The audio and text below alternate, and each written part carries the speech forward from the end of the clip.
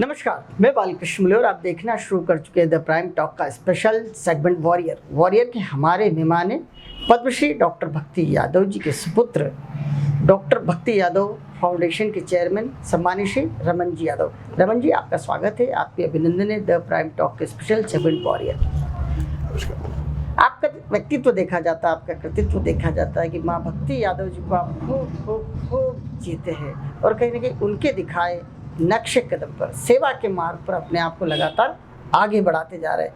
आपका जो कृतित्व है डॉक्टर भक्ति यादव, चूँकि आपकी मम्मी थी, आपकी मॉम थी, साथ ही उनसे जो भी आपने सीख लिए, उनके जीवन के जो मूल मंत्र थे कहीं ना कहीं आपके भीतर आपने आत्मसात कर लिए। कितना सार्थक मानते हैं आपके मनुष्य जीवन को भक्ति यादव जैसी एक शख्सियत, सेवा का पथ दिखाने वाली माँ को पाकर? मेरे पास इसके लिए कोई शब्द नहीं है। मैं निशब्द हूँ जी कि मैं उन सौभाग्यशाली बेटों में से हूँ। क्या बात है, बहुत सुंदर। कि जिसको एक ऐसी माँ ने जन्म दिया जी और जिन्होंने अपना पूरा जीवन, मतलब जीवन के पूरे 68 साल बिल्कुल मानव जाति के सेवा में बिता दिए। बिल्कुल सही कहा। और बहुत कम साधनों में, जी जब कोई मेडिकल फैसिलिटीज नहीं थी, लाइट अक्सर 12-12, 13-13 घंटे चली जाती थी, और उस वक्त उन भीषण परिस्थितियों में जी उस माँ ने जो कार्य किए हैं, जी जी उसके अनुभव के आधार पे हम अपना जीवन जो है जी वो चला रहे हैं और आगे चलाते रहेंगे। खास बात देखिए रमन जी की माँ जिस समय एजुकेटेड हुई उस समय बहुत कम लोग, महिलाओं की बात की जाए तो बहुत कम लोग, महिलाओं का एजुकेशन बहुत कम हुआ करता था। कितनी बिरली शख्सियत के रूप में आप माँ को देखते हैं, उनके जीवन को देखते हैं। उनके जीवन पर यदि हम प्रकाश डालना चाहें संक्षिप्त में तो किस तरह बताना चाहेंगे? कहाँ उनका जन्म हुआ था, किस तरह वो पली बड़ी, आगे विवाह हुआ, फिर भी अपने आप को पूर्ण रूप से वो सेवा के मार्ग पर हमेशा अपने आप को तत्पर रखती थी? माता जी का जन्म, जी पद्मश्री डॉक्टर भक्ति यादव का जन्म जी महितपुर जैसे उज्जैन जिले में छोटे से गांव में हुआ।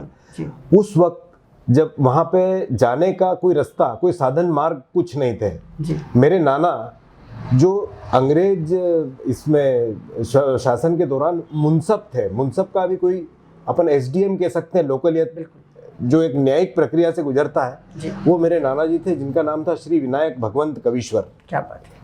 और उनके घर में शादी के 27 साल बाद मेरी माँ का जन्म हुआ, विवाह के, वो भी गुरु कृपा से। वो वासुदेवानंद सरस्वती टेम्बे स्वामी के अनन्य भक्तों में से थे, और टेम्बे स्वामी के कृपा प्रसाद के रूप में ही मैं मेरी माँ को देखता हूँ। और उनका ये प्रसाद जो है शादी के 27 साल बाद वहाँ पे हुआ। मतलब प्राथमिक शिक्षा उन्होंने वहाँ से, उनका मेरे नाना जी का महितपुर से स्थानांतरण गरोठ नाम के छोटे से गांव में हुआ, जहाँ पे उन्होंने 8वीं तक शिक्षा प्राप्त की माता जी ने। 8वीं के पश्चात वो इंदौर आई अहिल्याश्रम में। क्या बात। क्योंकि उस वक्त ताई भंडारकर उसकी प्रिंसिपल थी जी। और वो मतलब एक अजीम शख्सियतों में थी हिंदुस्तान की, ताई भंडारकर जी। तो उनके सानिध्य में मेरी माताजी ने कक्षा 8 में प्रवेश अपने इंदौर में अहिल्याश्रम में लिया जी।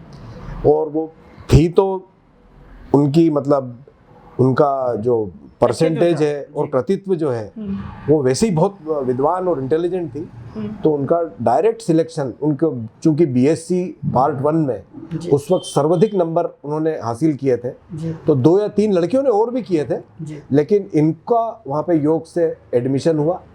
और ये पहली इंदौर की लड़की मैं कह सकता हूँ जिसने चिकित्सा क्षेत्र को अपना कर्म क्षेत्र समझकर 1948 में इस मेडिकल कॉलेज की सीढ़ियों पे पहला कदम रखा। मतलब ये लड़की में, मतलब सबसे पहली लड़की थी जिसने इस इंस्टीट्यूशन में, Mahatma Gandhi memorial medical college की सीढ़ियों पे पहला कदम रखा। क्या बात है।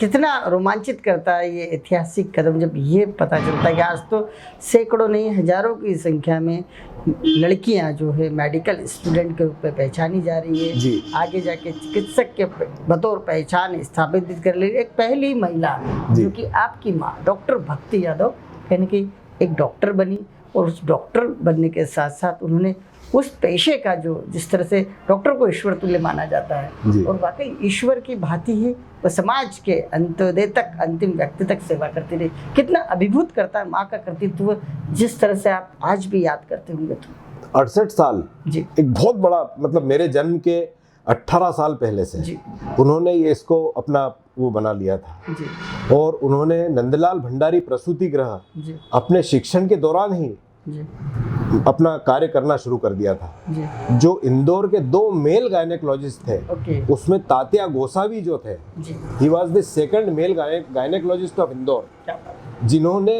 उसको माँ को सुपुत्री की भांति दे के अपने सारे कार्य की कमान नंदलाल भंडारी प्रसूति गृह की है। जी, उनके माता श्री डॉक्टर भक्ति यादव के हाथ में सौंपी जी, और उसके बाद तो इतिहास बन गया। बिल्कुल सही कहा।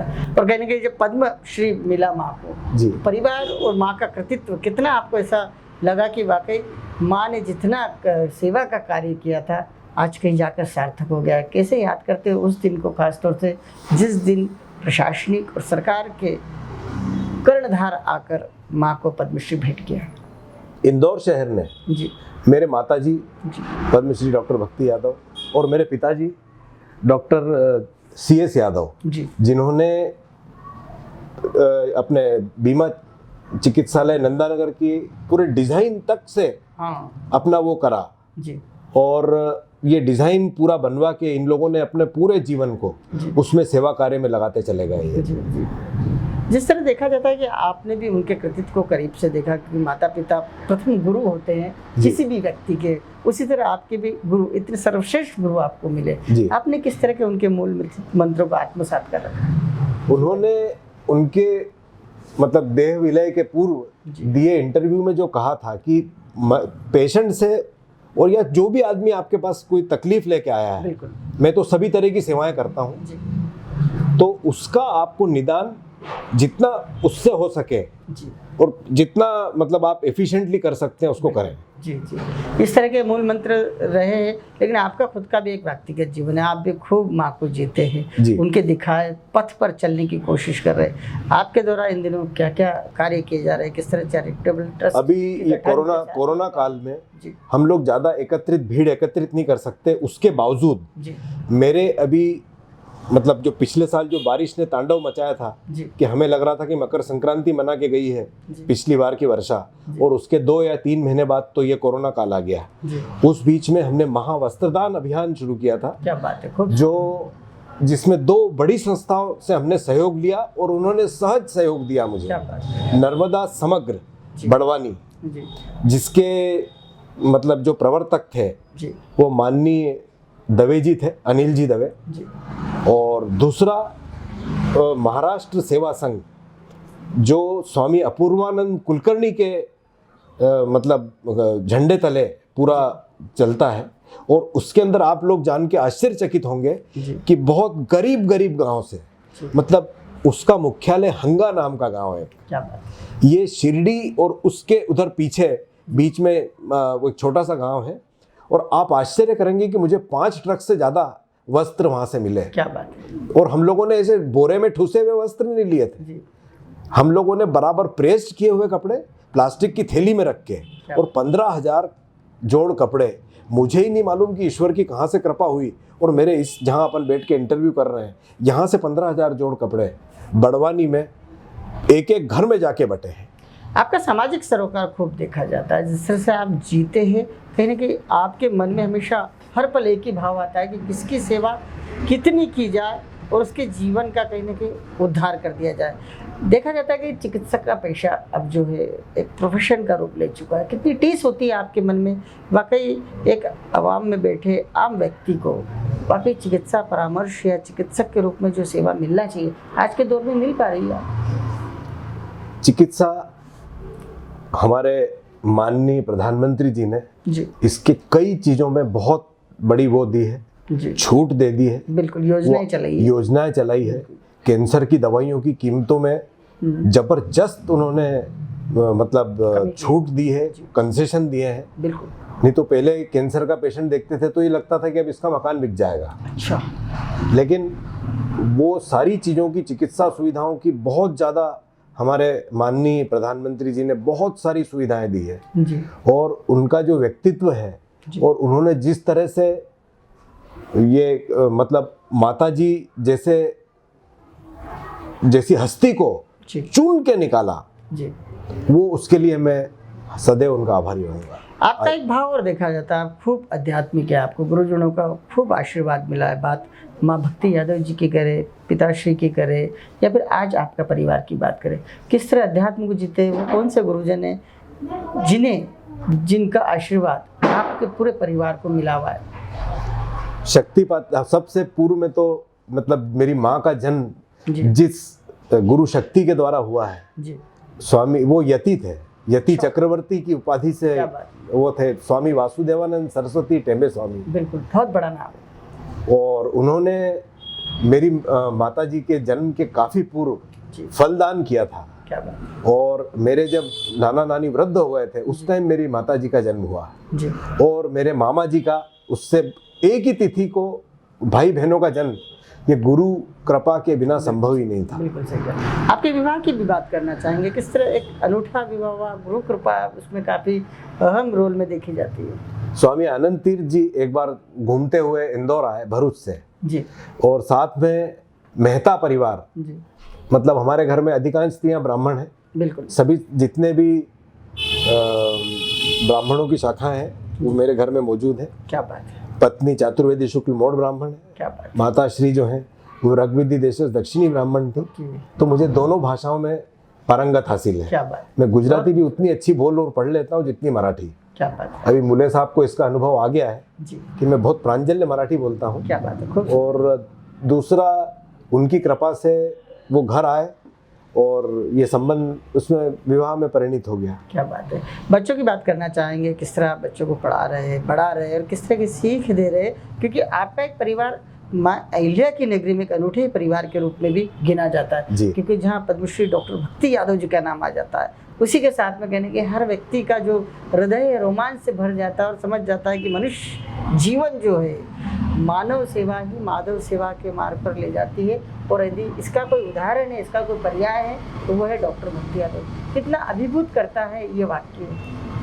हर घर में मैं इतने दावे से कह सकता हूँ, अगर इंदौर का कोई भी क्षेत्र हो, जूनी इंदौर से बाणगंगा तक, बिल्कुल सही बात, बाणगंगा से वल्लभ नगर तक, ऐसा कोई घर बाकी नहीं है जहाँ माता जी के हाथ से प्रज्वलित दीपक संतान के रूप में मौजूद नहीं हो। हर घर में हर घर में एक दिया उन्होंने जला रखा है संतान के रूप में, और वो आप उसका कहीं भी उदाहरण ले सकते हैं। आखिर आपका कृतित्व, आपका जो जज्बा है माँ के प्रति प्रेम है, या यूँ कहे कि माँ के कृतित्व को जिस तरह से आप जीते, आपकी तारीफ भी खूब होना चाहिए। जिस अंदाज में आप अपने आप को पूरी ऊर्जा के साथ में, यूँ कहे कि सकारात्मक एनर्जी के साथ में आगे बढ़ा रहे हैं, माँ के लिए बहुत कुछ करना चाहते हैं, माँ के दिखाए रास्ते पर बहुत सारे लोगों को लाकर चलना भी सिखाना चाहते हैं। किस तरह के अभियानों से इन दिनों जुड़े हुए हैं, किस तरह के प्रकल्प आपके मनोमस्तिष्क में दौड़ते हैं कि माँ अहिल्या की नगरी इंदौर को इस दिशा में आगे कदम बढ़ाना चाहिए, जिससे ज़्यादा से ज़्यादा गरीब लोगों को चिकित्सा की सुविधा मुहैया हो पाए। मैं उन सारी संस्थाओं से जो वित्तीय रूप से सुदृढ़ हैं और जिन्हें मतलब इसमें इस तरह के कार्य करने में मतलब वो है इंटरेस्ट है, तो वो मेरे साथ जुड़ सकते हैं। मैं मेडिकल टूरिज्म पे काम कर रहा हूँ। और अभी सुश्री स्मृति ईरानी हमारी जो मंत्री हैं, महोदया हैं, केंद्रीय मंत्री जो हैं, और निर्मला सीतारमण, उन दोनों के लिए लेटर लिख के तैयार रखा है। पर कोरोना काल में मैं मतलब उसको भेजने में या क्रियान्वयन करने में तकलीफ हुई क्योंकि मेरा सबसे बड़ा काम करना है कैंसर पे। और उसके लिए मुझे 2 चिकित्सकों की और महिला चिकित्सकों की आवश्यकता होगी, वो छोटे रूप में, क्योंकि 95% महिलाएं कहीं ना कहीं इस बीमारी से ग्रसित हैं हिंदुस्तान में, और उनकी छोटी सी सूक्ष्म परीक्षण हो जाए जिसको स्वाब टेस्ट बोलते हैं, उसके जरिए से ये पूरे गांव के गांव टेस्ट हो जाएंगे और उनका समय रहते उपचार हो जाएगा। बिल्कुल सही कहा। आपका भी सकारात्मकता के साथ में आगे बढ़ते दिखाई दे रहे, काफ़ी ऊर्जा से भरे नजर आते हैं। आखिर किस तरह अपने आप को फिट रखते हैं? मैं मेरा क्रम सुबह 5:30 बजे मैं अपना शुरू कर देता हूँ और नित्य व्यायाम करके, और उसके बाद मैं 10 बजे मेरा फिक्स है, मैं 365 दिन वर्किंग है मेरी। मैं रविवार को भी यहाँ पे आ जाता हूँ क्लिनिक पे, किसी को कोई चीज़ पूछना है या उससे समाज के किसी व्यक्ति को कुछ कार्य करना है या कहीं अस्पतालों में कोई शल्य चिकित्सालय के बारे में सलाह लेना है, तो वो मेरी हमेशा उपलब्ध रहती है। क्या बात है डॉक्टर रमन जी, आपसे बातचीत करके मुझे इतनी खुशी हो रही है कि मुझे ऐसा लग रहा है कि आज के दौर में जब हर व्यक्ति कहीं ना कहीं दूसरे व्यक्ति को नीचे करने में लगा हुआ है, वहीं आप हर व्यक्ति को कहीं ना कहीं जीवन दान देने की कोशिश करते हैं एक चिकित्सक होने के नाते। और ये भी कोशिश होती है कि कम से कम जांच में आप अच्छे से अच्छा उपचार कर पाए, कम से कम दवाइयों में बेहतर इलाज मुहैया कर पाए। वाकई आपका जो कृतित्व है पूरे समाज को आपके प्रति हमेशा कृतज्ञ रहना चाहिए, और आपका जो भी अभियान हो, जो भी प्रकल्प आप संचालित करना चाहते हैं, उनमें पूर्ण रूप से सहयोग करना चाहिए। आपने द प्राइम टॉक के स्पेशल सेगमेंट में एक वॉरियर के रूप में हिस्सा लिया है, कि योद्धा के रूप में मैं आपको व्यक्तिगत रूप से देख रहा हूँ, आपके कर्म को देख रहा हूँ। क्योंकि इंटरव्यू तो आपसे बहुत लंबा भी हो सकता है, लेकिन समय की मर्यादा का भी ध्यान रखना होता है। केवल हम आपकी भावनाओं को उकेरना चाहते थे आपके मन से कि अगर डॉक्टर रमन यादव हमसे बात करना चाहते, केवल हमारा नाम सुनकर भी हमसे इंटरव्यू के लिए इतने शॉर्ट टाइम में तैयार हुए, तो ज़रूर भगवान की कोई इच्छा होगी कि आप हमसे चर्चा करें, हम आपसे चर्चा करें। हो सकता है समाज में कुछ नवाचार कर पाए। आपने हमसे चर्चा की, इसके लिए आपका बहुत बहुत बहुत बहुत हृदय से धन्यवाद और नमस्कार। धन्यवाद आपका और आपकी पूरी टीम का मैं हृदय से धन्यवाद देता हूँ। नमस्कार।